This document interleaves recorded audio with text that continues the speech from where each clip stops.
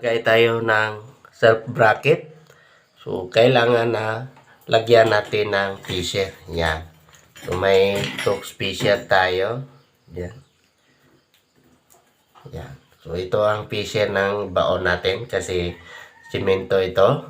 So, para matibay yung paglagay ng self bracket, so, lagyan natin ng Torx or plastic fisher. So, sa paglagay ng Torx or plastic fisher, yan.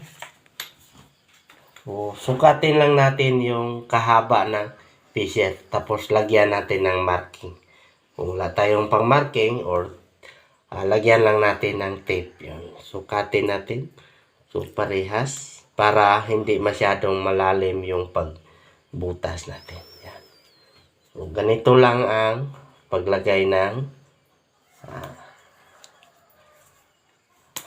marking para kasya yung butas ng kalalim ng butas sa fisher na ito. Ganyan. So, sa pag-drill natin, hanggang dito lang sa may marking. Tulad nito. So, kailangan nakasit up tayo sa hammer with drill. Iikot at didiin siya. Ganyan.